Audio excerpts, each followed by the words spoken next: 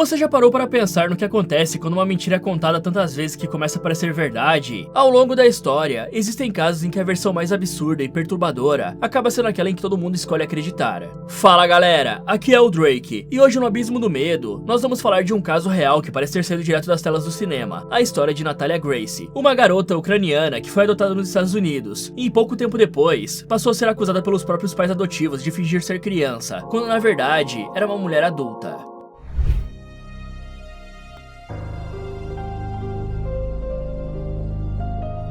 Durante muito tempo, Christine e Michael Barnett foram vistos como um retrato do que se imaginava ser uma família ideal de classe média americana. Eles viviam em Indiana, criavam 3 filhos biológicos e mantinham uma imagem respeitada e até admirada, porque um dos seus filhos era considerado um verdadeiro gênio da física, porque com apenas 12 anos, ele já participava de conferências, era convidado para entrevistas, escrevia artigos e tinha um QI superior ao do Einstein. E a Christine, além de mãe desse prodígio, era uma autora de um livro de autoajuda, que ensinava outras famílias a como criar crianças brilhantes, e dava palestras sobre o desenvolvimento infantil, sendo vista como alguém que tinha nas mãos o segredo da genialidade. Então a imagem do casal era de uma família inteligente, unida, envolvida em educação e ciência, aparentemente pronta para oferecer tudo que uma criança precisasse. E foi com essa imagem que decidiram adotar uma menina. A intenção parecia bonita. Eles queriam, segundo suas próprias palavras, dar a uma criança sem oportunidades a chance de fazer parte de uma estrutura familiar sólida, como a deles. Foi assim que a Natalia surgiu. Ela era ucraniana, tinha 6 anos de idade e tinha sido diagnosticada com uma forma rara de nanismo, e qualquer pessoa diria que era a criança perfeita para ser adotada por um casal tão impressionante. Só que os Barnett não foram os primeiros a adotar a menina, já que antes deles, um casal chamado Diane e Gary Ciccone já haviam passado por isso, mas a convivência com a garota durou apenas alguns meses, porque eles desistiram da adoção alegando dificuldades com o comportamento da menina, algo raro, mas legalmente possível dentro do sistema americano. Então a Natalia foi adotada pelos Barnett, e no início tudo parecia dentro do esperado, mas à medida que os dias passavam,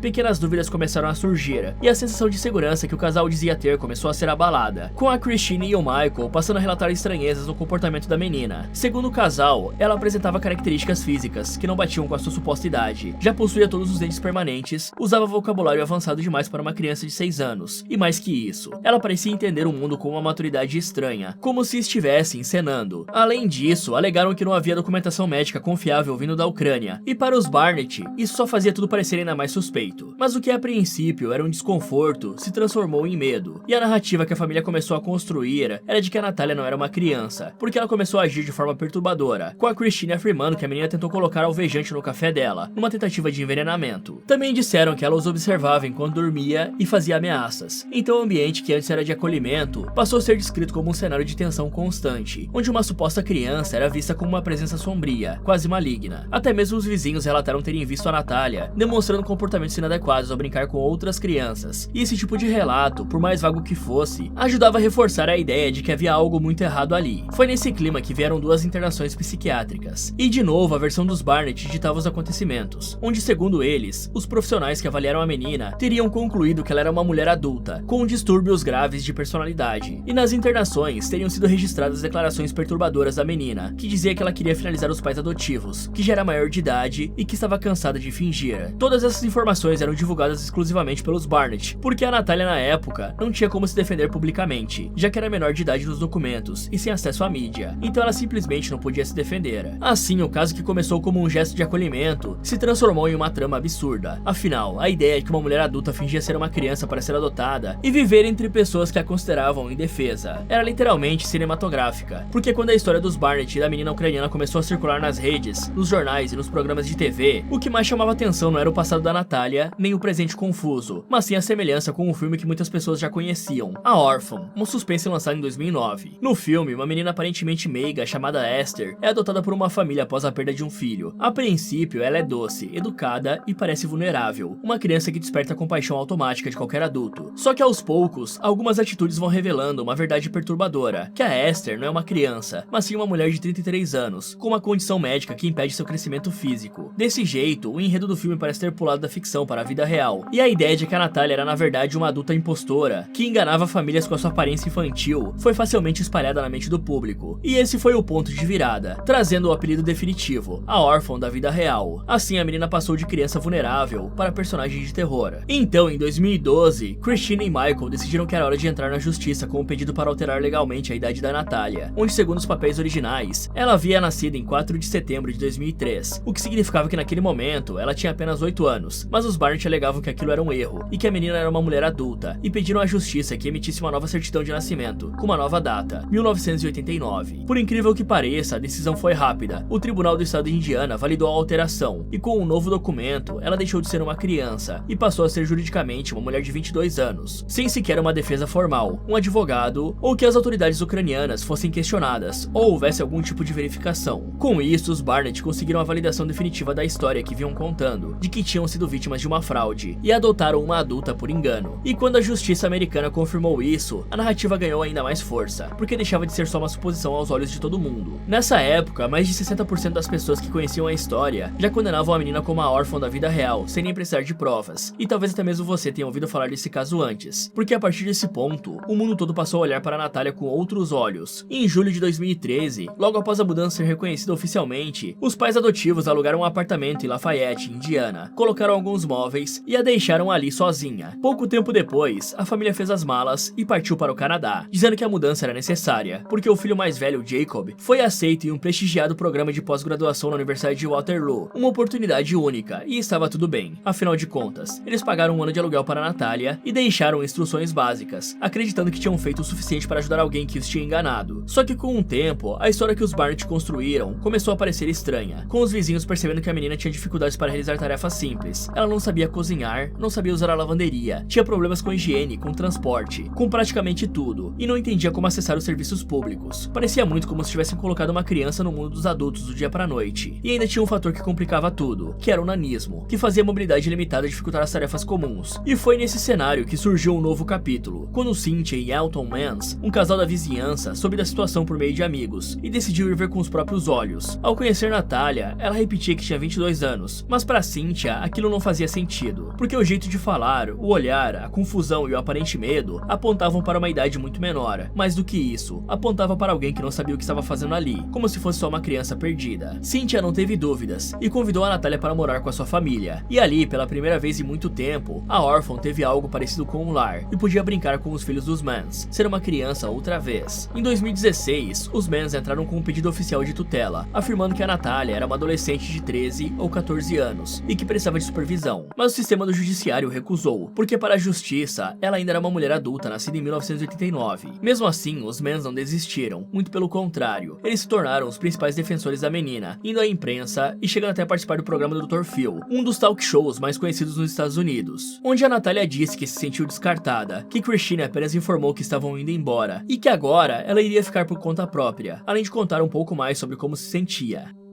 She can look okay one minute and be psychotic the next. Were you at all concerned at the time that we could be putting the children that we have in jeopardy?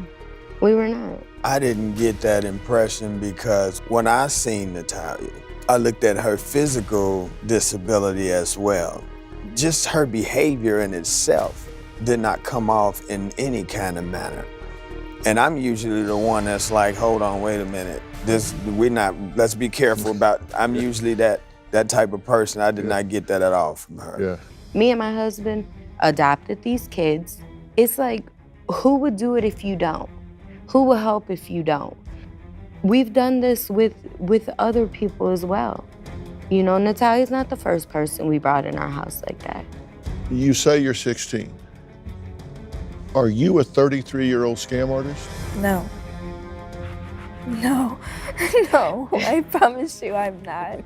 Essa exposição pública trouxe o caso de volta para a mídia, e também abriu caminho para uma investigação real sobre quem a menina era, e foi aí que a história deu uma reviravolta. A família Mans decidiu processar Christine e Michael, e o caso foi levado ao Ministério Público, com os promotores apresentando algo que já devia ter sido pesquisado há muito tempo, a mãe biológica de Natália, Anna Gava, que direto da Ucrânia afirmou que a filha nasceu em 2003, como indicavam os documentos originais. E se a versão dos Barnett estivesse certa, significaria que a Anna teria dado à luz aos 10 anos de idade, sem contar que ela já tinha um filho 4 anos anos mais velho, que foi até um dos motivos para entregar a Natália para adoção, já que não tinha condições de criar 2 crianças. Além disso, documentos médicos e hospitalares ucranianos foram apresentados para sustentar a informação original, coisas que poderiam ter evitado tudo se tivessem sido levados a sério. Mas na época, todo mundo já tinha comprado a ideia de que a menina era um monstro. Enquanto isso, a Cynthia falava que acreditava que tudo começou justamente por conta do filme, e que a Christine entrou em alguma paranoia por causa da história, e que a partir dali começou a ver a Natália como uma ameaça, mas que na verdade era só uma menina passando por coisas que não entendia. Mas dessa vez não era a menina quem estava no centro do problema, e quem ocupou o foco dos tribunais, das câmeras e da opinião pública foi justamente aqueles que tinham começado com tudo isso. Os dois foram julgados separadamente, e agora estavam divorciados. Um detalhe que é bem importante, porque sem o vínculo conjugal para manter os discursos alinhados, cada um se agarrou à própria estratégia de defesa, com um começando a jogar a culpa no outro. Michael foi o primeiro a falar que Christine sempre teve o controle absoluto da família, que era ela quem tomava as decisões importantes, e que foi ela quem teve a ideia de alterar os documentos, e que ele só assinou porque tinha medo dela, e era ameaçado. Nesse vídeo que vocês estão vendo, o cara chora diante das câmeras, contando que muitas vezes se sentia impotente diante do temperamento da ex. E por mais que o depoimento soe dramático e até bastante convincente, o tribunal acreditou, e a história dele foi aceita, considerando que ele não tinha pleno conhecimento ou autonomia sobre os atos cometidos. Assim, em 2022, Michael foi declarado inocente e absolvido de todas as acusações de negligência e abandono, deixando toda a responsabilidade nas costas da ex-esposa. Então chegou a vez dela se defender, mas a ideia foi outra. Em vez de se vitimizar, a estratégia dela foi bem simples, afirmando que tudo que fez estava respaldado pela justiça, então ela não podia ser acusada de abandonar uma criança, já que oficialmente na época, a Natália era uma adulta. E por mais inacreditável que esse argumento pareça, ele faz sentido dentro da lógica jurídica. Diante disso, não tinha como enquadrar o que fizeram como um crime. E em 2023, Christine também foi considerada inocente, fazendo o caso ser encerrado com ninguém sendo responsabilizado. E a culpa aqui na verdade é do estado que trocou a certidão da garota, né? Logo depois, a menina deixou a casa da família Mans, onde viveu por um bom tempo e onde foi acolhida depois de ser deixada sozinha por Christine e Michael. Segundo a Cynthia, a despedida foi tranquila. Em entrevistas, ela contou que o laço delas não foi cortado por completo, onde continuavam conversando através de chamadas de vídeo. Mas surgiram relatos, vindo de terceiros, de que a Natália teria confidenciado episódios de abuso físico durante o período em que viveu com os Mans, como punições com cintos e confinamentos em quartos. Mas nada disso foi confirmado por ela, então é difícil saber se é verdade ou não. Apesar de ser estranho que ela tenha deixado para trás os Mans, que pareciam ter dado tanto apoio e lutado ao lado dela. Desse jeito, Vince e Nicole de Paul se tornaram os novos pais da Natália. Eles já conheciam ela há alguns anos e tinham tentado adotá-la no passado, mas não conseguiram. Mesmo assim, continuaram por perto. E quando ouviram relatos de que talvez ela estivesse sofrendo novamente, decidiram agir. E como a garota já tinha idade legal para tomar decisões, ela escolheu ir morar com os DePaul. Desde então, a jovem vive em Nova York, longe das manchetes e das polêmicas, morando em uma casa modesta, com certa tranquilidade, justamente o que os DePaul decidiram oferecer. Eles não falaram com a mídia, não fizeram aparições em programas de TV e nem expuseram ela nas redes sociais. E talvez essa tenha sido uma das razões para ela ter decidido sair da casa dos Mans, porque lá foi onde acabou participando de mais entrevistas, até mesmo com muitas séries sendo criadas usando seu nome. Uma das mais conhecidas é o The Curious Case of Natalia Grace, lançada em 2023, e é uma produção que segue desde o momento em que ela foi adotada pela primeira vez, até todas as intrigas familiares, e que continua batendo na tecla da dúvida se ela realmente era uma criança ou uma fraude. Só que atualmente está mais do que provado que a menina nunca enganou ninguém, além de outras séries que com certeza devem ter rendido uma grande quantia em dinheiro, tanto para ela quanto para os pais adotivos na época. Mesmo que tudo isso tenha feito com que todo mundo soubesse o que aconteceu de verdade com ela, com o fato de que possui um nível de maturidade emocional de uma adolescente, e não de uma mulher de 20 anos como deveria ter atualmente. O que faz todo sentido dentro do contexto em que ela cresceu, ou melhor, em que foi privada de crescer de forma saudável. Essa imaturidade emocional é resultado direto de uma vida repleta de problemas afetivos, instabilidade e rejeição, porque ela nunca teve uma base sólida para se desenvolver enquanto ser humano em formação. Ela foi adotada e depois praticamente descartada, rotulada como ameaça e foi vista como uma vilã de filme por milhares de pessoas. Tudo isso antes de entender o que era certo ou errado. Mesmo assim, ainda tem algumas pessoas que tentam entender o lado dos Barnett, lembrando sobre os relatos malignos que contaram sobre ela, como as ameaças, a tentativa de envenenamento, dizendo que a menina fez da vida deles um inferno. Só que nada disso nunca foi comprovado. E no fim das contas, era só a palavra de dois adultos contra uma criança de 8 anos. Agora pense por um instante o impacto psicológico de ser tratado como um adulto quando se tem apenas 10 anos. Se imagine sendo deixado sozinho em um apartamento, sem saber cozinhar, sem entender como pagar as contas e ainda por cima com uma condição física que limita sua autonomia. Isso sim é algo completamente perturbador. A Natália não só teve que lidar com o abandono, mas também com o fato de que sua aparência acabou sendo usada como justificativa para distorcer a sua identidade por completo. E é um absurdo que nenhum dos dois tenham sofrido as consequências disso. E esse abismo entre quem ela era de verdade e como o mundo a enxergava fica evidente somente em situações simples, como por exemplo, na ocasião em que a Natália foi vista brincando com o menino mais novo na grama, uma cena completamente comum e inocente para qualquer criança, mas em vez de ser percebida como uma menina interagindo com outra criança, a reação das pessoas ao redor foi de estranheza, como se estivessem presenciando algo inapropriado. Isso aconteceu porque naquele momento, a sociedade já estava com os olhos dominados pelo discurso dos Barnett, sobre a ideia de que ela era uma mulher adulta, fingindo ser uma criança, manipuladora e potencialmente perigosa. Assim, uma simples brincadeira infantil pode ser interpretada como uma relação inadequada entre um adulto e uma criança. O casal até mesmo internou a Natália em instituições psiquiátricas, alegando que ela era perigosamente psicótica, dizendo que ela demonstrava comportamentos ameaçadores, que colocavam em risco a segurança da família e que precisava de tratamento urgente. Tudo isso tinha sido avaliado com os profissionais de saúde mental, dando outra opinião, porque em ambas internações, os médicos não encontraram indícios de nenhum distúrbio psiquiátrico grave, e nos dois casos ela foi liberada sem prescrição de medicamentos, e sem necessidade de tratamento contínuo, o que por si só já mostra que a narrativa dos pais adotivos sobre ela ser violenta era uma completa mentira. Só que essa versão da história da Natália não interessava a mídia na época, porque o que chamava atenção era o rótulo de falsa criança, como no filme A Órfã, e enquanto isso, a verdade era ignorada. Além disso, a jovem chegou a contar que era ensinada a ficar dizendo que tinha 22 anos, e até mesmo as tais ameaças foram doutrinadas para que ela ficasse repetindo, de modo que as outras pessoas também acreditassem, como um plano arquitetado para taxá-la como a figura que queriam, o que só faz o casal parecer ainda mais cruel. E no fim das contas, os Barnett conseguiram sustentar por muito tempo essa imagem que criaram, mas ela chegou a conversar com o Michael em algumas ocasiões, como nessa entrevista aqui.